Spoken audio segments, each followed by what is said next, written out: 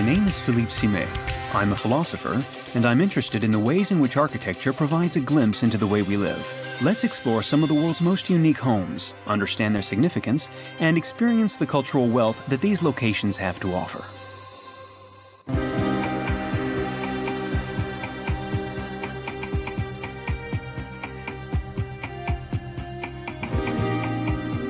Today, I'm going to the Fujian Province on the southeast coast of China, home of the Hakka people.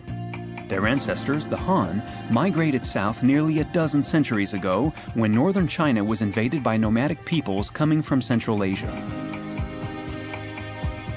In this mountainous region of fertile plains, the Hakka people came together to defend the land on which they depended for their survival.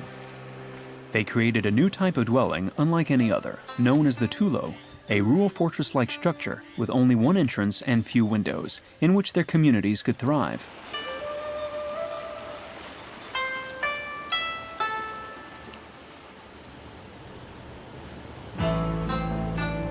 Hongjun has always lived in the family tulo. He now oversees and carefully maintains the property. Hongjun! Hello! Hello, Phillipe. I'll come down and join you.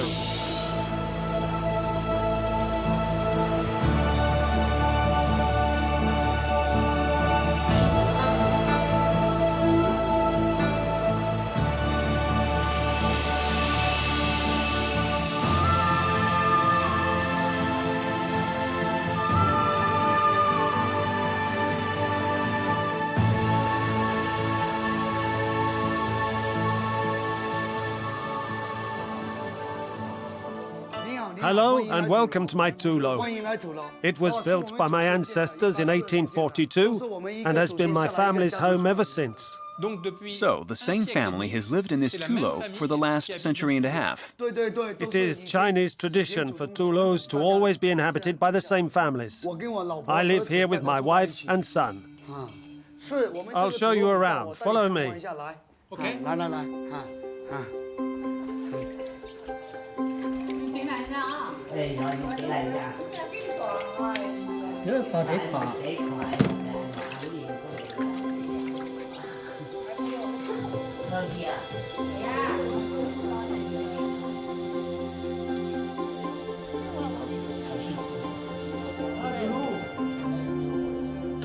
Tulos are made of wood and earth.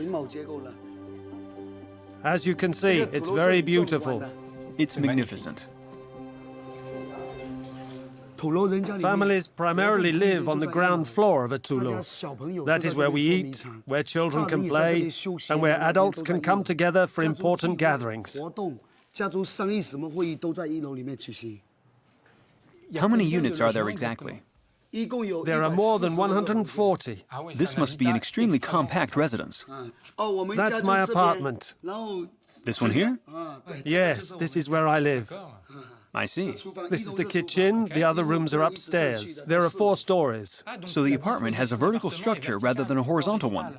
Yes, that's right. This is a vertical design. There are 4 exterior staircases. Each one leads to all 4 floors, and every room is accessible by stairs. Tulos are partitioned vertically for each and every family, from the ground floor to the very top. That's absolutely amazing. I've never seen an apartment building layout like this one. Tulos remind me of a mandarin orange. Each family has their own identical vertical slice. It's a very egalitarian system. It was passed down from our ancestors. As a member of the Hakka community, I can say that we came here to live together. Were you born in this tulo? This is where I was born and raised.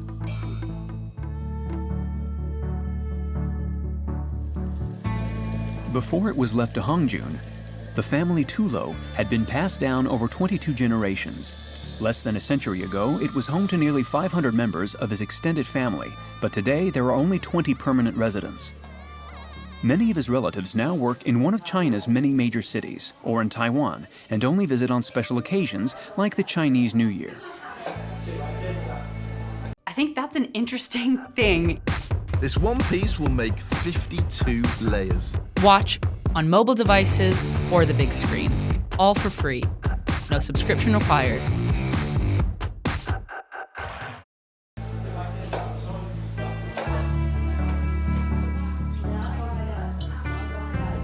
I encountered very few people from Hongjun's generation in the Tulo. Only a cousin, a few children, and for the most part, aunts and uncles. But for Su Hongjun and his wife Ju, who works in one of the most famous Tulus in the region as a tour guide, the unique dwellings are ideally designed. Follow me, Phillipe. It's this way. This is one of 4 shared staircases. This is the only way we can go. There are 2 on this side and 2 more on the other side. Food is kept on the 2nd floor in a cool, dry area.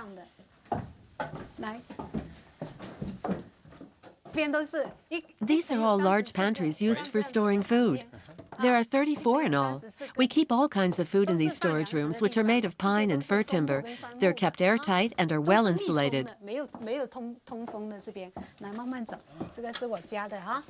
This is our storage room. Have a look. So this is where you keep everything. Everything here is kept well organized. Each room is well insulated and is mostly used for storing food. Here are some peanuts. That's right. We harvest them ourselves. First they're washed, and then we store them here. They keep for a very long time because the room is well sealed. There's no ventilation, which keeps the food from going bad.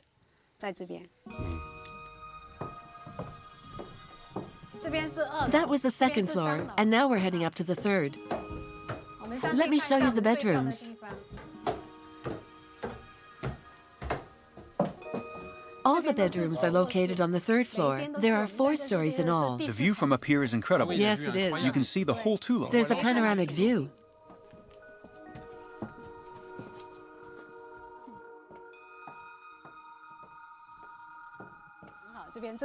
And this is where we sleep.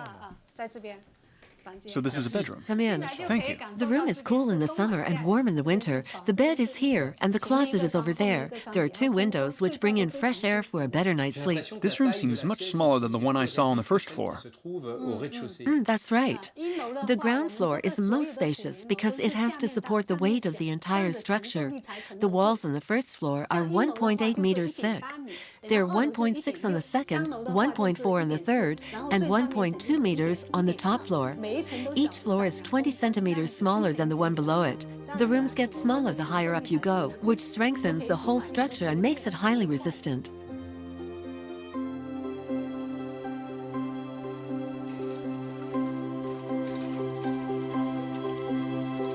I'm beginning to understand the joys of living in such a unique environment.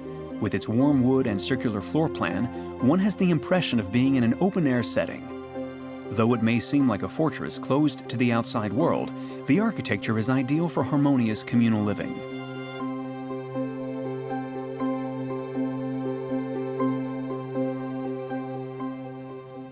This is another breathtaking view, with a mountain in the distance and the surrounding trees. The mountain behind the Tulo resembles an eagle with its wings outstretched. This is all very surprising because from the outside, the Tulo appears to be an enclosed structure. But once inside, you feel very much connected to the surrounding environment. Indeed you do. On the outside, the Tulo just looks like a giant fortified castle. But once inside, you realize that this is a warm and inviting place. That's what makes Tulos so unique and mysterious.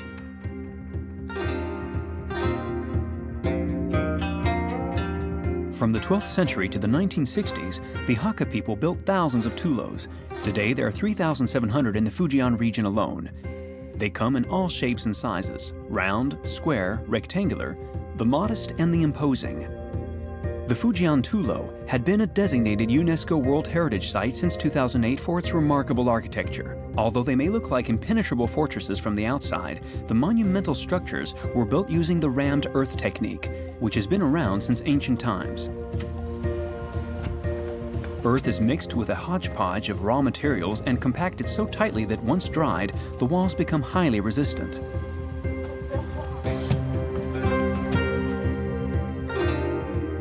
But building a Tulo is an enormous undertaking, one that requires hundreds of laborers over a period of several years.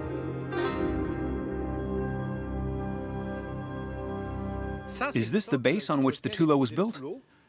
Yes, this is the Tulo's foundation. It is 13 meters thick. Records left by our ancestors suggest that this used to be marshland. The foundation had to be deep enough to support a structure as large and imposing as a tulo. Here, you can see the huge stones that make up the foundation walls. And the mortar holds it all together. What exactly is it made out of? Clay and sanhetu were used between the stones. Sanhetu is a mixture of three materials: sand, brown sugar, and lime. On top, the sanhetu was mixed with sticky rice and eggs, which was then left to ferment before it was applied to the wall as a sealant. That's a rather unusual technique. I've never heard of that before. It's usually much more common to use lime or cement to reinforce the walls. I really like the detail of this little wood joint in particular. Wood joints help make the walls waterproof. Whenever it rains, the joints keep moisture from spreading between the stone foundation and the rammed earth walls, thereby reinforcing the whole structure. The walls are very durable. They are able to withstand earthquakes and are also wind-resistant and fireproof.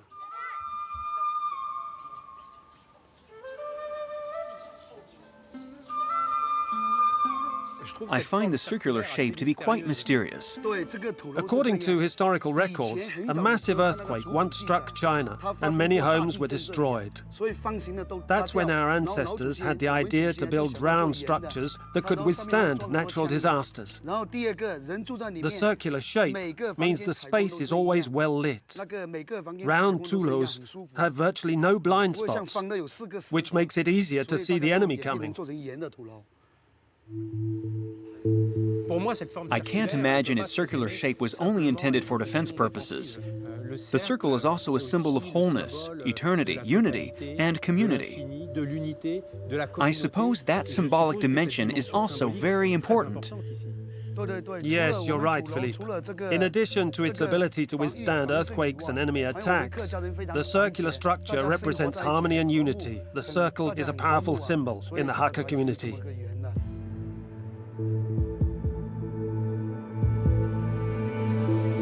The magic of Tulos is also enhanced by the ways in which the structures were thoughtfully designed to interact with the natural environment.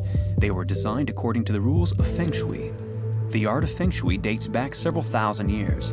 It is a system that aims to harmonize the flow of energy in a given environment to improve the health and prosperity of its inhabitants. A Feng Shui master determined the precise location of Su Hongjun's Tulo, as well as its orientation, the location of the entrance, and even the furniture arrangement.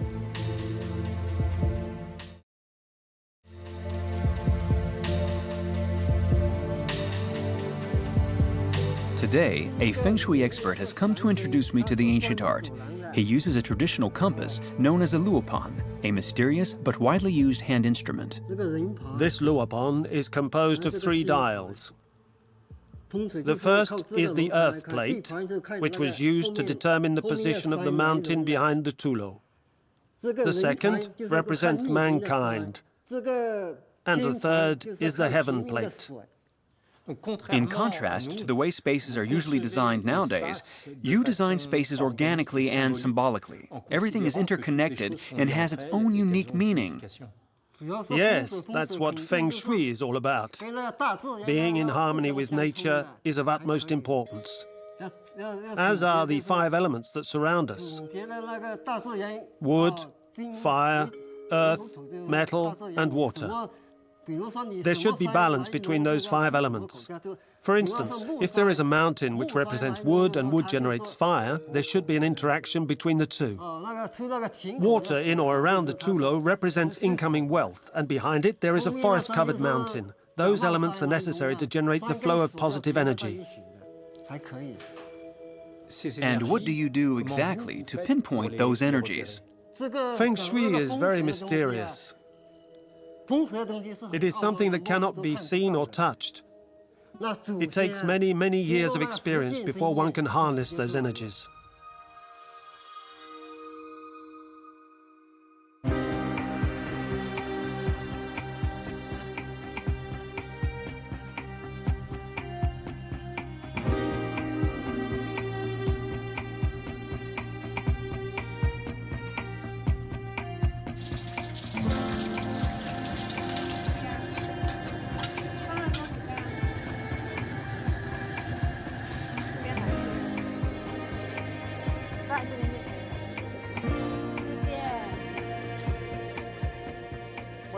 I think cooking outside is very practical. Not only because of lingering smells and temperature control, but also because it's more convivial. Yes, you can chat with everyone while you cook. Traditionally, we never close the front door when we eat indoors. Can you guess why? It's because the Hakka people like to invite others to see what we're having. That way, if they want to join us, they are more than welcome to. So the door is always kept open during meals. Cheers! Cheers! It's very sweet. It's made from sticky rice. I'll give it a try. And what's this, bamboo? These are wild bamboo shoots. They come from the mountain. This is really delicious. Thank you. Thank you so much. Have Tulos changed much since you were little? China has undergone so many changes. Families are very different in today's world. People are having less children, fewer Chinese are living in rural areas. Young people often go off to work in the city. What do you imagine for the future of Tulos? In my father's generation, it wasn't unusual to have a dozen brothers and sisters. In my generation, it's common to have 3 or 4. My son is part of the one-child generation. We would like our son to work in the city because that's where he'll be able to make a much better living, but we do hope that one day he will return home and settle down here. Nowadays, with some of the more touristic Tulos, young people are returning home to work in their native region as a tour guide, for example, and are starting to make a much better living.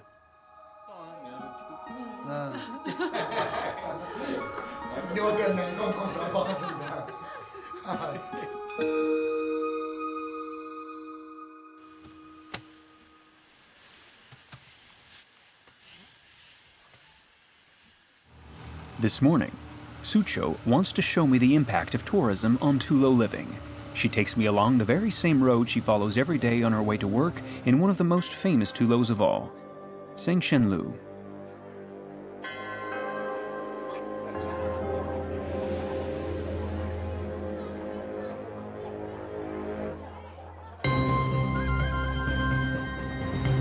For many years, Sengshenlu had been a must-see destination for tourists, the majority of whom are Chinese and who come from all over the country. Built by a wealthy tobacco merchant in the early 20th century, the structure is majestic, with its series of concentric rings, 5 floors, and its 222 apartments that can hold nearly 1,000 residents.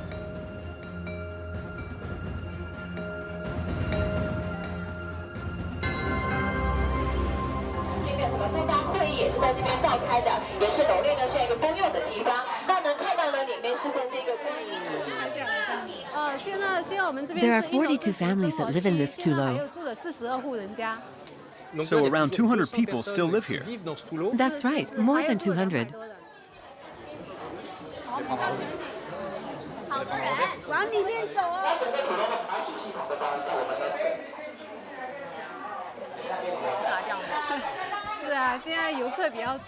As an additional source of income, and because there are so many tourists, each family opened a small shop like this one.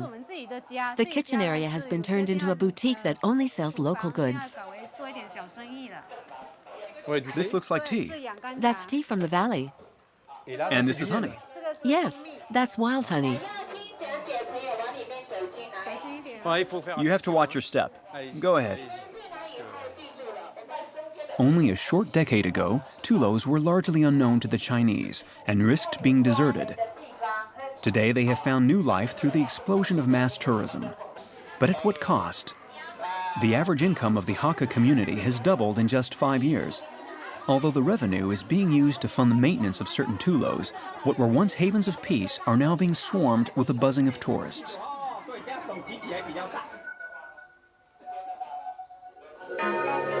In a rapidly changing China, I wonder what the future has in store for the unique dwellings. Are they destined to become museums as mere relics of the past? Or will they be able to draw a new generation of young people by adapting to the demands of modern convenience?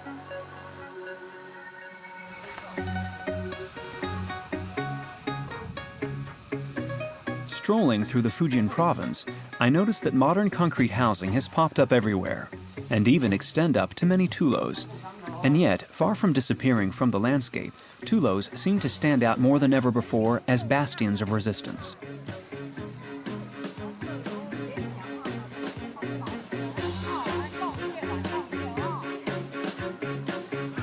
Sucho showed me where I could find a more modern tulo, nestled in the hills.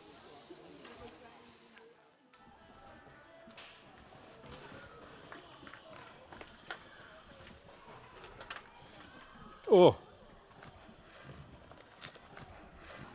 This is absolutely incredible. I've never seen anything like it. This is a tulo, inside another tulo, the new in the old. They're both completely different, but right away you can see the similarities in the design and layout of space. There's a central courtyard. Although new materials were used, the traditional organization of space has still been respected.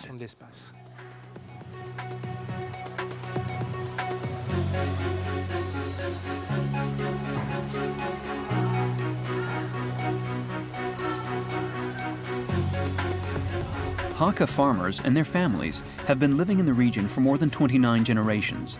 In recent years, the residents of this tulo found that their living conditions had become too cramped, and they had a truly unique idea. I meet with one of the residents, Ling Qiong.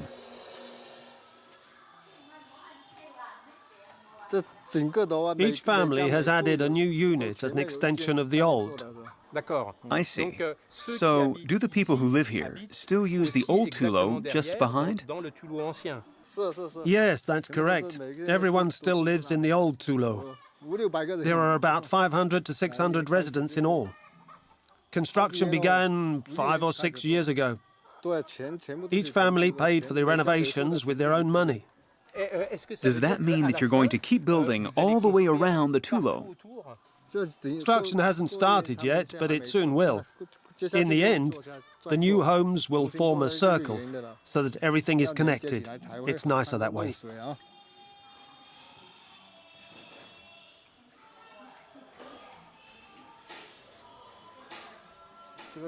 This is where I live, in both buildings, on this side and on that one.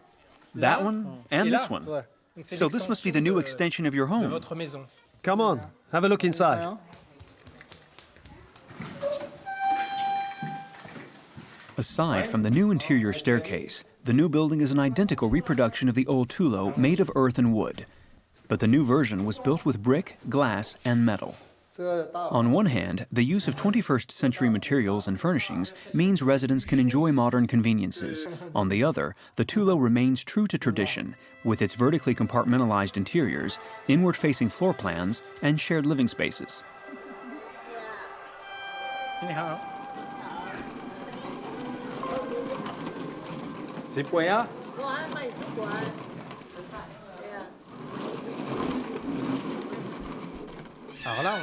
As we can see, the common areas are being used in some very interesting ways.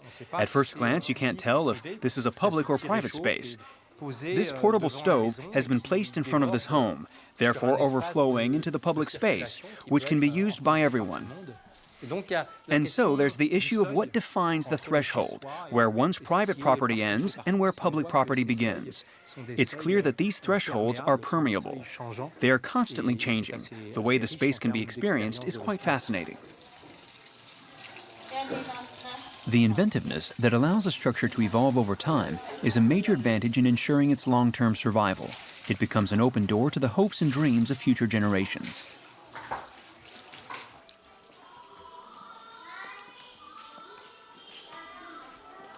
Lin Qiong's son, Lin Min, is no exception.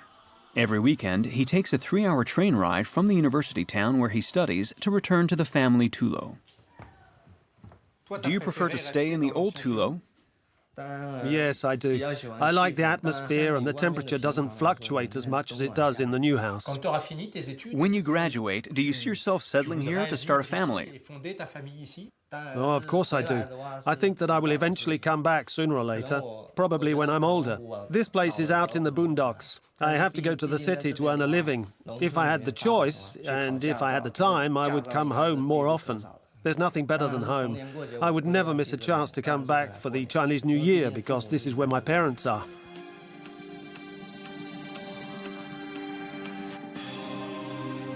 The future of the Tulo may lie in its ability to be reinvented by combining the old and the new, and by adapting traditional structures to the demands of modern convenience.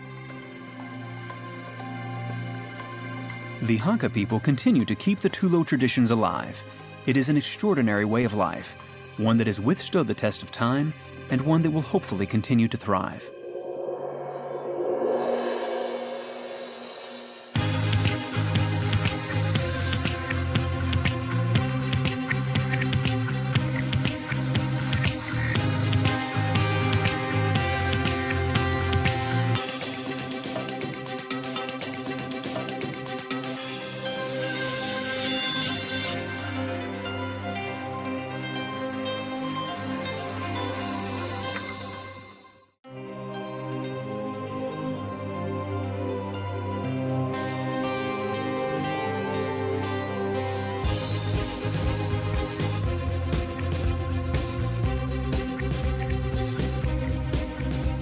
My name's Phillipe. I'm a philosopher, and I'm interested in what architecture can tell us about our lifestyles. I'll take you to explore some of the most remarkable habitats on the planet in order to discover their meaning and to share their riches.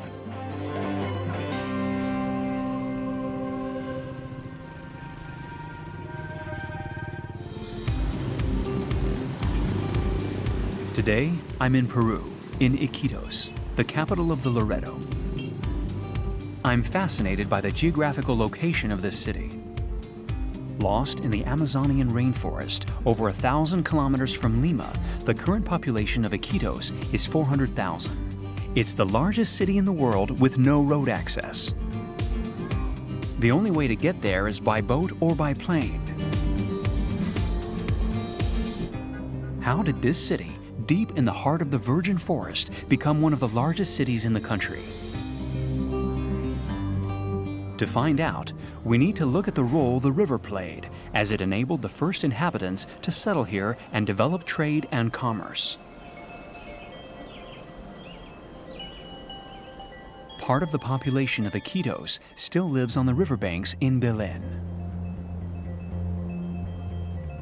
Located in the floodable part of the city, Belén is a working-class district with wooden houses with corrugated iron roofs built on stilts. Here, 5 months a year, 70,000 inhabitants live with their feet in the water. That's why the district is called, not without irony, the Venice of Loreto. I wonder how it's possible to live near a river that's so unpredictable. Michel, who was born and raised here, is waiting for me at the jetty in his water taxi. Phillipe. Hello. Hello, Phillipe. Climb into the boat. Are we already in Belén? Yes, we're in Belén. This is where I live. It's the rainy season. The river is rising and there's water everywhere. So I'll take you to my place by boat. Okay, let's go.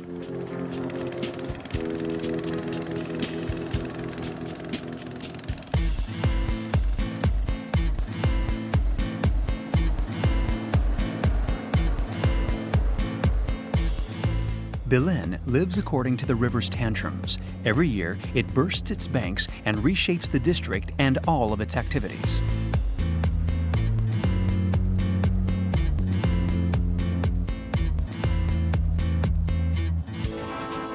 At first sight, this suburb seems to have grown in an informal way, like an oil slick on the surface of the river, without any planned urban development or construction norms.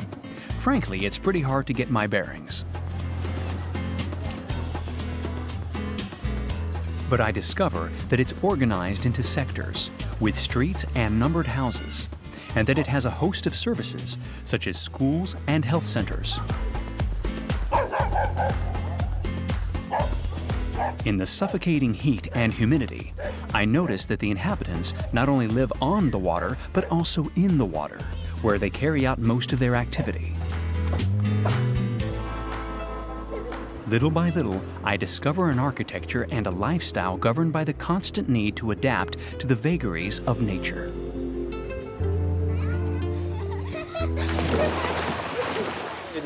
Is that a soccer goal? Yes, there's a soccer field, but it's underwater.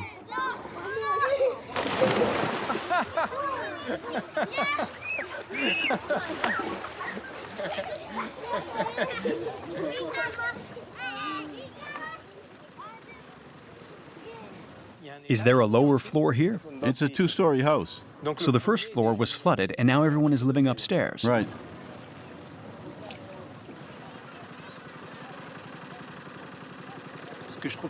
The amazing thing is, this system of pontoons and waterways which allow the whole neighborhood to get around during the floods.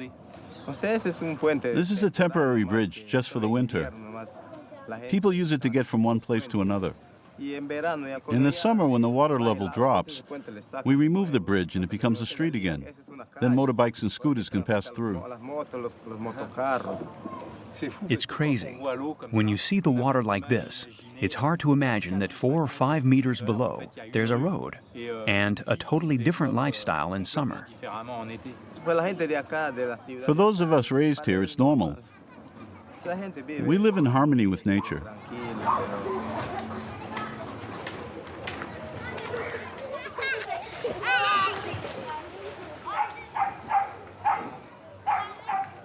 Michel lives in St. John's Alley with his wife and 3 children in a house built entirely with materials collected in the forest. And here's my home. We built it 5 meters above ground. That way it won't get flooded.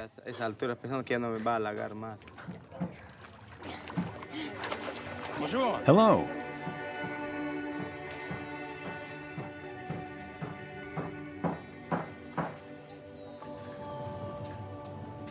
Welcome to my home. You built it yourself. Yes, with various kinds of wood. There's a bit of everything. There's picharina, and that's guacapu. In the corner, it's quinila. Lots of different species. I guess the wood rots and you must replace it. Right, even hardwoods, once they've been subjected to water, they end up rotting. But this wood, palo sangre, it's very resistant to water. It lasts for years. It's harder than iron. And the roof, are they palm tree leaves? Yes, from a palm tree known as irape. We plait them together so the rain can't get through. Once plated, we put them on the roof, upside down, and the rainwater just slides off, just like water off a duck's back. There are other individual rooms. I'll show you. Hello. These are the bedrooms. This is mine, and that's my son's. Hello. And this bedroom is for my daughters. You can tell by the decoration. It's really pretty.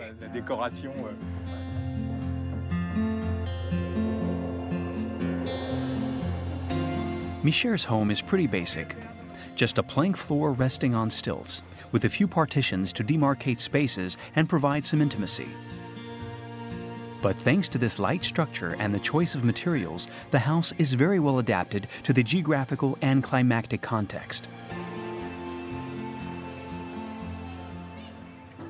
I'm guessing the palm leaf roof also helps keep the place cool. Yes, they do. But these leaves are becoming scarcer. We have to go much deeper into the jungle to find them. They used to grow around here. I'll replace the roof, because corrugated iron lasts much longer. A corrugated iron roof can last for years, maybe 15 or 20 years. You have to replace the palm leaves every 2 years, and their price keeps on rising. It's really sad that just because of economic reasons, you'll have to abandon these materials for more modern materials which may not be so well adapted. You're absolutely right. Your living conditions might become quite complicated if you change all the materials. But you have to adapt. Otherwise, where can we go? Even if it's in corrugated iron, at least you've got a roof over your head.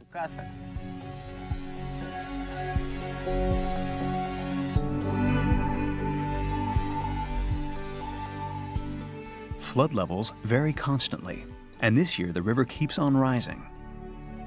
In a few days' time, Michel's home will be flooded. He's getting ready to move to a nearby floating house known as a casa balsa. It's one big room floating on a raft of tree trunks, which have to be changed every year. Micher's wife, Leo, is overseeing the move, making sure that everyone has a place and all their belongings.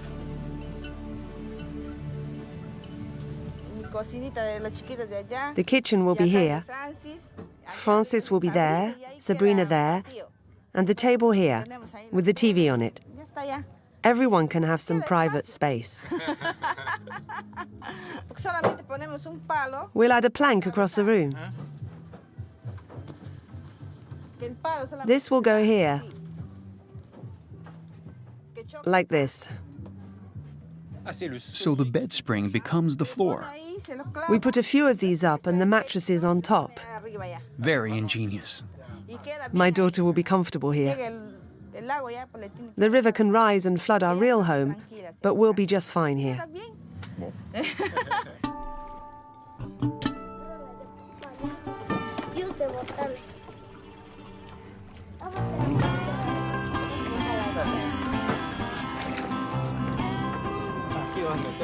I'll pass the trunks through here. Like that? We get flooded every winter. The big trunks under the plank floor rot, so I have to change them. It's the only way. Thanks to our floating house, we can cope with the floods. When the river rises, the floating house rises with it. When it recedes, the house goes down too. It was my wife's idea. You should always listen to your wife. That's for sure. It needs some weight to get it underneath.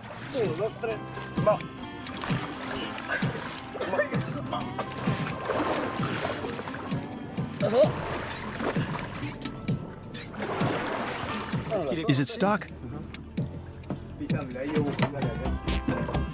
It's through. I can feel it coming up.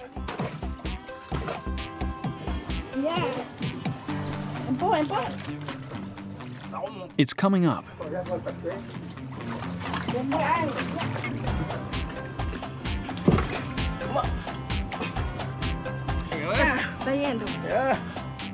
That's it, it's working. The trunk's underneath. All's well that ends well. Good job, that was tough work. I'm amazed by the architecture of this casa balsa. It's like the people of Belen, inventive and skillful, constantly using strategy and cunning to deal with this hostile environment and avoid its pitfalls.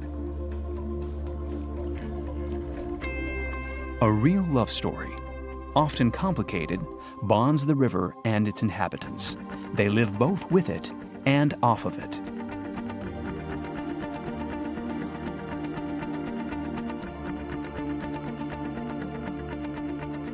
Everything takes place on or around the river. It's the major link between people, towns, and communities. As the main means of transport, it supplies the Belen market with all products from fishing and the forest.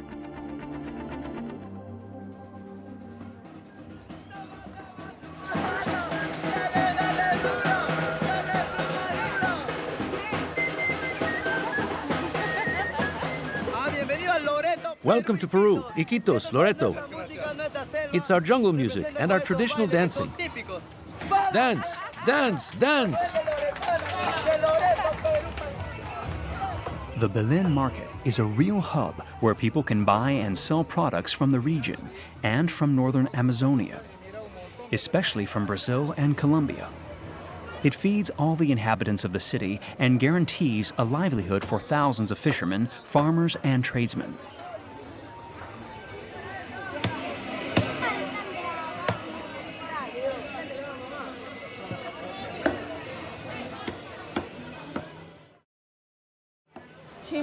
This is chimbil. Try it. You have to suck it, Phillipe, but don't swallow the stone. It's tasty. That's lizard. That's caiman. And that's a piranha. It's okay, it's dead. That's why it's not biting you. But it would if it was alive.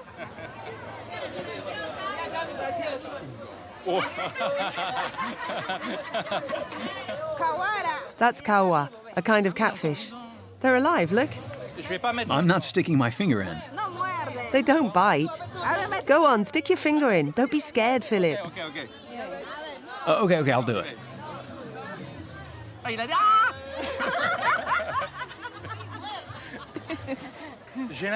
I get the impression that the people of Iquitos and Belen don't really mix that much, and that the market is actually the only place they can meet. Most people buy their groceries here because it's the biggest and the cheapest market. That's why the people who live in the lower town and the upper town all come here, along with people who live in the center of Iquitos. It's a meeting place. That's why it's so lively. This market is the heart and soul of Iquitos.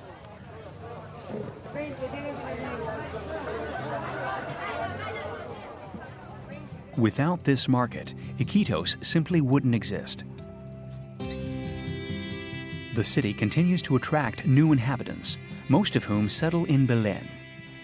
But here, all urban development plans are made more difficult by the district's floodable geography. And there are many problems: the limited access to drinking water, wastewater treatment, public transport, public health, and even fire risks. In 2012, a huge blaze wiped out part of Belen. Since then, the state has set about building new homes. Supposedly modern and practical, these houses turned out to be badly designed and not really adapted to the district's needs. The flat corrugated iron roofs make it hard for rainwater to run away and increase the heat during the summer. As for the wood, it's of poor quality and rots much faster. A really strong wind could blow these houses down. The state had these houses built, but with blueprints drawn up in Lima. So everything was worked out on paper. I'm telling you, if carpenters or people from the area had built these homes, they wouldn't have done it like this. They'd have built solid homes. They'd have done a very good job.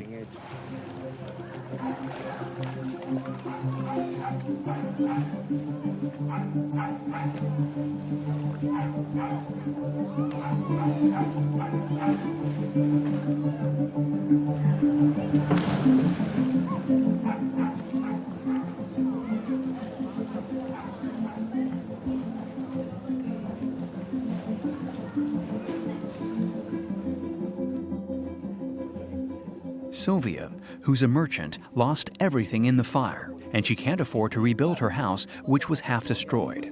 So she lives here with her 8 children. Tony, a volunteer fireman, is visiting her to give some tips on fire prevention. Hello. Hola. The fire started when a gas bottle blew up. All the surrounding houses caught fire. It was really fast. In 2 minutes, the whole place was full of smoke.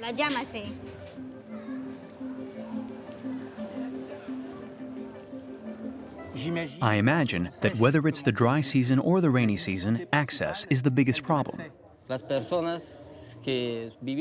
Most of the people who live here are street vendors, and they block the entrance to the town.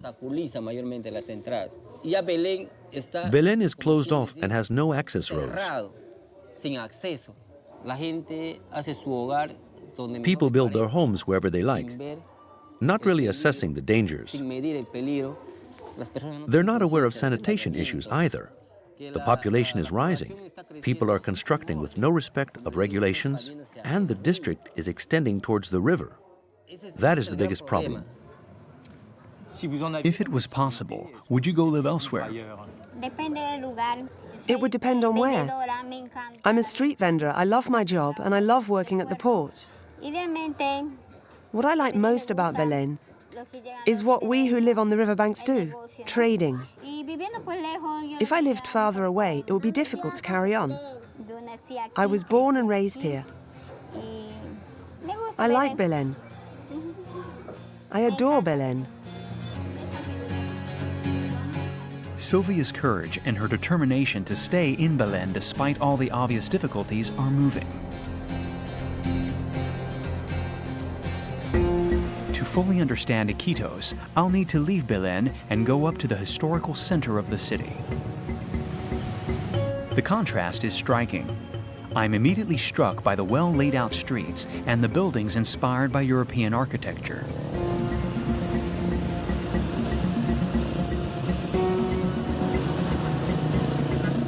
Founded in the 17th century by Jesuit missionaries, Iquitos really began to grow in the 1880s with the rubber trade, which attracted thousands of migrants from Spain, Italy, Germany, and Portugal.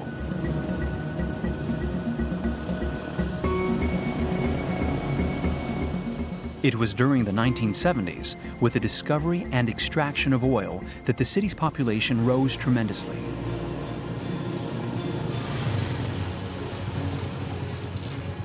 Martin, a historian and expert on Iquitos, explains how the frenetic exploitation of natural resources for over a century by European migrants contributed to the city's development.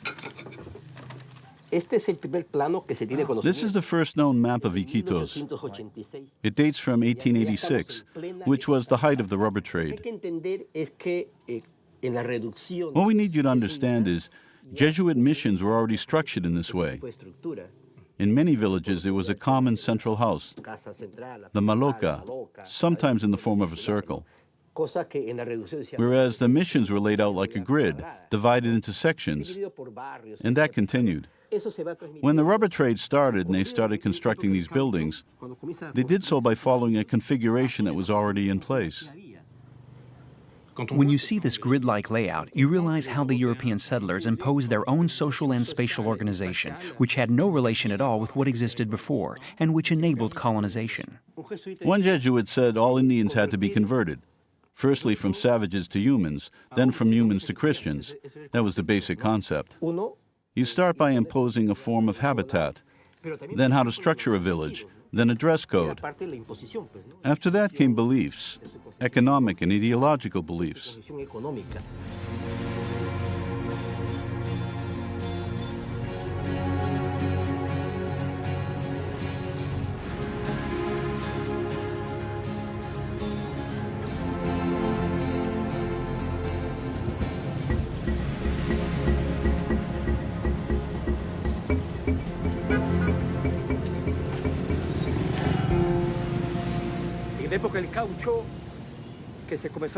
During the rubber era, they started constructing European-style buildings with porcelain tiles, paved floors, ironwork. Everything was imported from Europe. The center of Iquitos was a slice of Europe right in the middle of Peruvian Amazonia. Take this building, for example, the Melicon Palace. It's a mixture of totally eclectic styles, Art Nouveau, Rococo, and this completely reflects the mentality of the cocheros, who loved to imitate the European style and implant it wherever they lived.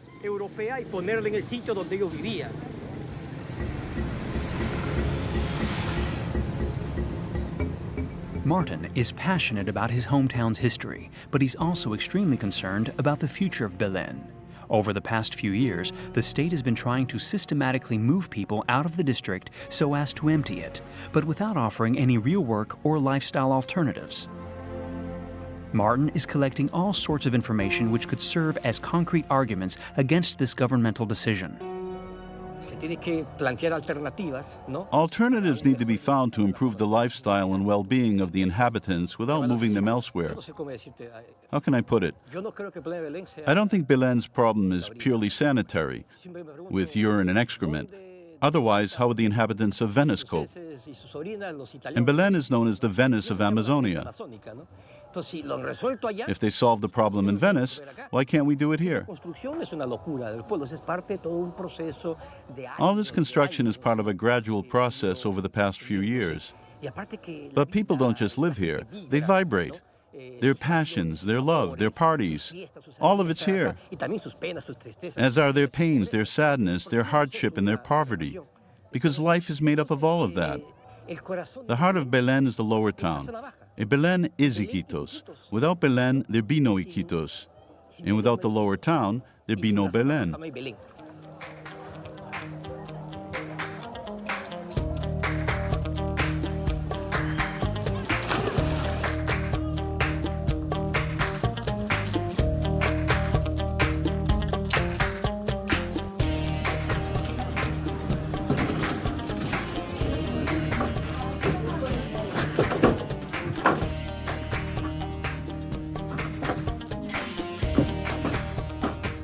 This goes over here.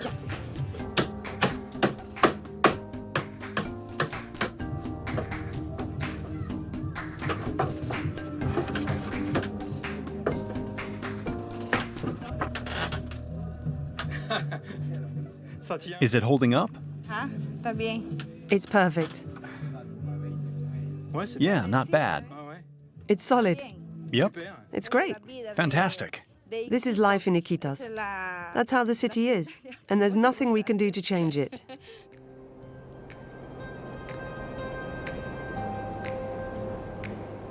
To me, Iquitos is a particularly inspiring place. The city itself tells us a lot about the history of Peru, that of the colonists who came to exploit the country's natural resources, imposing their way of life through architecture and the street layout, and that of the Amerindians, the people of the river and the forest, whose spirit still resounds in Belén. It's this precarious district that amazed me most, a place where few people actually go and prefer to make up their minds from afar. I leave here energized by the tenacity, intelligence, and dignity of its inhabitants. They have enough strength to keep their district vibrating. Let's just hope that they're given the means to carry on.